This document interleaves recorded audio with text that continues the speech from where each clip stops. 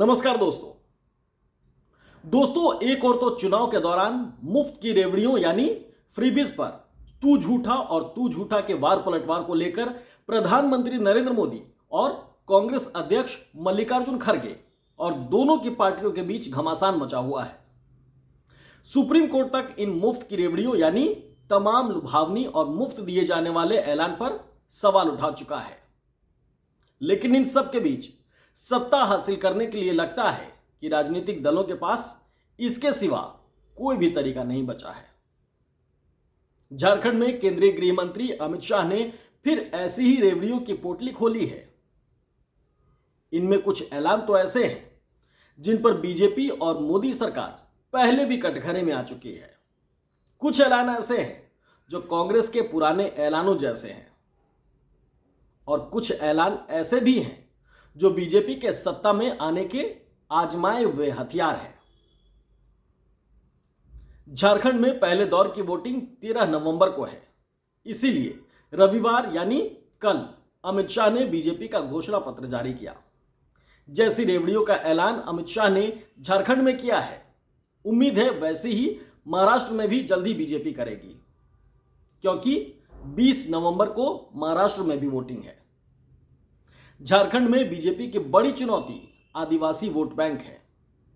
अमित शाह ने भगवान बिरसा मुंडा सहित दूसरे आदिवासी महापुरुषों के सम्मान का ऐलान करते हुए एक ऐलान ऐसा भी किया जिसे लेकर केंद्र की मोदी सरकार पहले भी कटघरे में रह चुकी है। अमित शाह ने बांग्लादेशी घुसपैठियों को लेकर हेमंत सोरेन सरकार पर निशाना साधा और ऐलान किया कि बीजेपी सरकार बनने पर आदिवासियों की कब्जा की गई जमीन को कानून बनाकर वापस दिलाएंगे। जमीन से जुड़े कानून का मुद्दा वो पहला बड़ा मुद्दा है जिस पर केंद्र में सरकार बनने के बाद से ही मोदी सरकार किसानों और विपक्ष के निशाने पर है। 2015 में मोदी सरकार को अपना एक कानून इसी विरोध के चलते वापस भी लेना पड़ा था। भूमि अधिग्रहण का वो कानून कुछ बदलाव के चलते विवादों में घिरा था।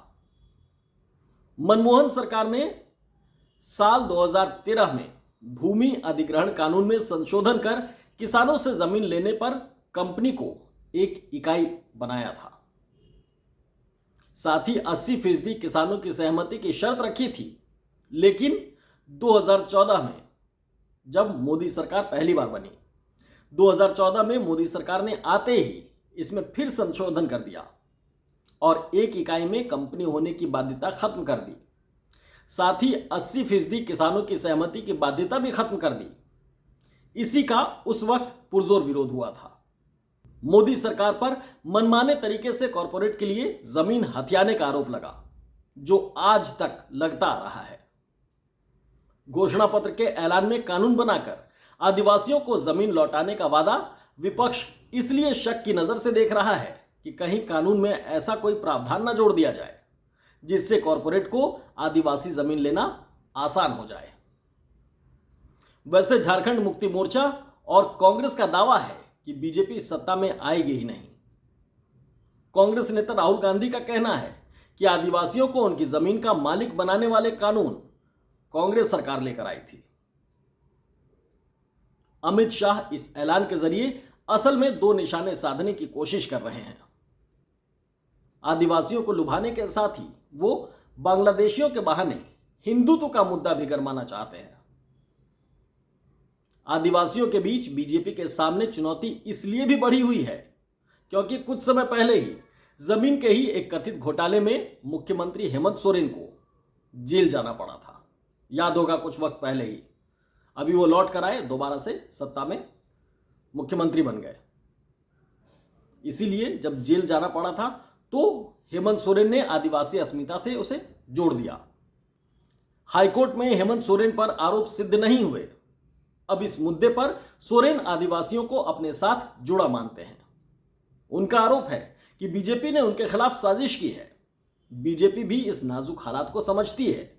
आदिवासियों को अपने हक में करने के लिए बीजेपी जेएमएम के नंबर 2 हैसियत के चंपई सोरेन को अपनी पार्टी में ला चुकी है बीजेपी, और चंपई के साथ उनके बेटे को भी इस बार चुनाव में टिकट दे दिया है बीजेपी ने।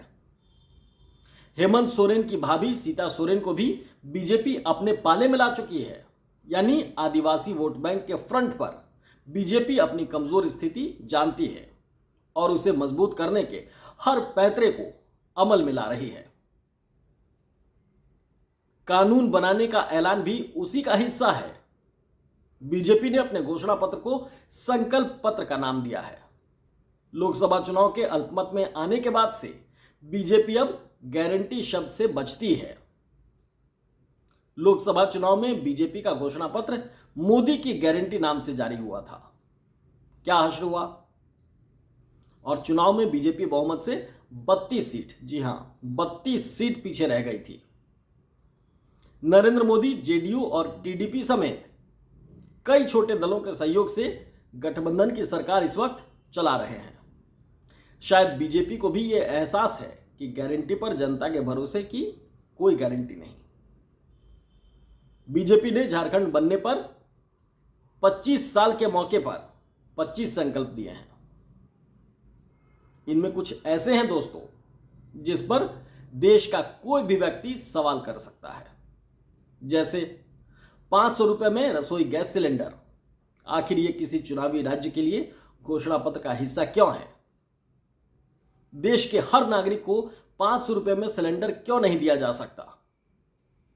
इसी तरह मध्य प्रदेश में अपनी आजमाई हुई योजना लाडली बहना की तर्ज पर झारखंड में गोगो दीदी योजना के तहत महिलाओं के खाते में 2100 रुपये महीना देने का भी वादा बीजेपी ने किया है।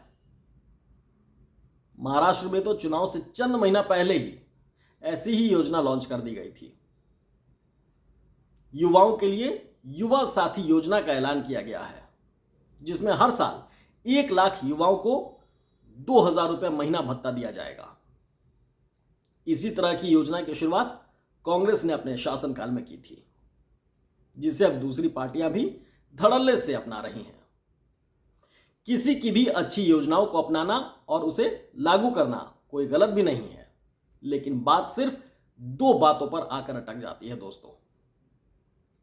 एक तो योजनाओं को अपनाना अगर ठीक है तो नसीहत पर कटाक्ष करना कहां तक सही है, जैसा कि मौजूदा सियासी मंजर चल रहा है। खरगे की सच्चाई और नसीहत पर प्रधानमंत्री नरेंद्र मोदी अपने ही कटाक्ष में बुरी तरह फंस चुके हैं। खरगे ने 2 दिन पहले बेंगलुरु में अपनी सरकार के सामने ये नसीहत दी थी कि वादे वही करो जो पूरे कर सको। इस पर प्रधानमंत्री नरेंद्र मोदी ने कांग्रेस को खूब घेरा और फौरन दनादन ट्वीट कर लिखा कि कांग्रेस अब बेनकाब हो चुकी है। ये प्रधानमंत्री लिख रहे हैं। उसे पता चल गया है कि झूठे वादे करना असंभव होता है। प्रधानमंत्री का ऐसा आरोप है बीजेपी को लेकर। लेकिन पलटवार करते हुए कांग्रेस ने प्रधानमंत्री मोदी के अधूरे वादों पर बाकायदा झूठ की स्टैंप लगाकर वीडियो बना दिया, जो सोशल मीडिया पर खूब वायरल हो रहा है। और इसी घमासान के बीच फिर मुफ्त की रेवड़ियों का ऐलान करता बीजेपी का घोषणा पत्र झारखंड में आ गया है। ऐसे में दूसरी बात यही है कि आखिर मुफ्त की रेवड़ियों से चुनाव जीतने की कोशिश क्यों हो रही है? इस काम में हर पार्टी बराबर की जिम्मेदार है, हर पार्टी। लेकिन ज्यादा बड़ा प्रश्न चिन्ह बीजेपी पर इसीलिए लगता है क्योंकि 11 साल से वो केंद्र की सत्ता में है। प्रधानमंत्री भी लगातार एक ही शख्स नरेंद्र मोदी बने हुए हैं। तीसरी सरकार है और बीजेपी की तीसरी सरकार में भी प्रधानमंत्री नरेंद्र मोदी ही हैं। झारखंड में भी 5 साल पहले उन्हीं की पार्टी की डबल इंजन की सरकार थी। अभी भी झारखंड में सबसे ज्यादा सांसद बीजेपी और उसके सहयोगी दल के ही हैं। इन सब के बावजूद आदिवासियों की हालत में ठोस बदलाव क्यों नहीं आ पाया? बीजेपी के पास मुफ्त की रेवड़ियों के सिवा बताने के लिए कोई काम नहीं है। ऐसा फ्यूचर प्लान क्यों नहीं है जो झारखंड के वोटर्स की जिंदगी को नई ऊंचाई दे सके? यह सवाल मौजूदा जेएमएम और कांग्रेस सरकार के सामने भी है। जल्द ही कुछ ऐसे ऐलान और बातें आप महाराष्ट्र में भी देखेंगे। झारखंड में बीजेपी को सत्ता में आने की बेकरारी है और महाराष्ट्र में सत्ता बचाए रखने की बेचैनी।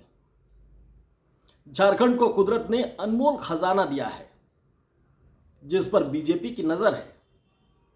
महाराष्ट्र में धन कुबेरों की नगरी मुंबई है, जिसे बीजेपी हाथ से जाने नहीं देना चाहती है। और वोट जिस जनता से लेना है उसके लिए क्या, कुछ मुफ्त सा ऐलान ही काफी है। सोचिएगा जरूर दोस्तों।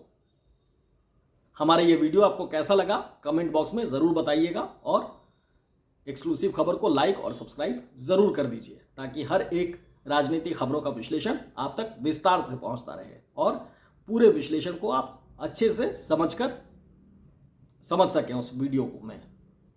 तो इस वीडियो में फिलहाल इतना ही। धन्यवाद।